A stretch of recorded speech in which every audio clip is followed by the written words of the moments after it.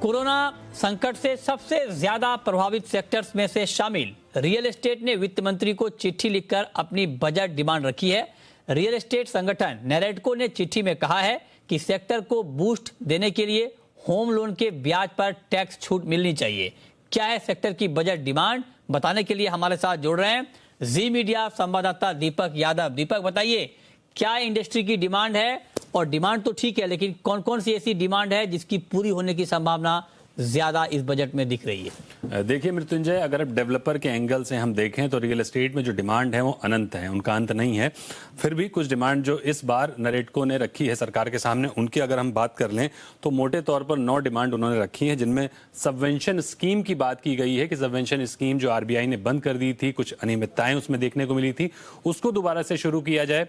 उसके अलावा IT act section 24 के तहत होम लोन के ब्याज पर मिलने वाली छूट को 2 लाख से ज्यादा किया जाए, बढ़ाया जाए। Long term capital gain tax जो कि इस समय लगता है उसको 10% किया जाए, और प्रॉपर्टी हाउस की जो होल्डिंग है उसकी सीमा घटाकर 12 महीने की जाए, ये उनका मानना है। लोन रिस्ट्रक्चरिंग का दायरा बढ़ाया जाए, ये डेवलपर्स ने मांगा है। और सबसे बड़ी बात, लास्ट माइल फंडिंग, जिसको हम स्वामी फंड के तौर पर जानते हैं, पहले 10,000 करोड़ मांगा गया था, उसके बाद 10,000 सरकार ने दिया, फिर 15,000 करोड़ मांगा गया था, और अब इस बार मांग रखी गई है कि इस पूरे फंड को, लास्ट माइल फंडिंग को 1,25,000 करोड़ किया जाए, तब ये जो अटके हुए रुके हुए प्रोजेक्ट हैं उनको पूरा किया जा सकेगा। इसके अलावा रेंटल इनकम की बात की गई है कि रेंटल इनकम को टैक्स के दायरे से बाहर किया जाए, और जो रेंटल इनकम में अगर नुकसान होता है तो उसको दूसरी इनकम के साथ एडजस्ट किया जाए। प्रोजेक्ट फंडिंग को लेकर जो ब्याज दरें हैं वो फिक्स की जाए कि सारे बैंक्स और जो एनबीएफसीज हैं उनकी ब्याज दरें एकमुश्त हों, एक तरह की हों। सीएलएसएस स्कीम के फायदे के लिए जो समय सीमा है उसको 5 साल से ज़्यादा बढ़ाया जाए।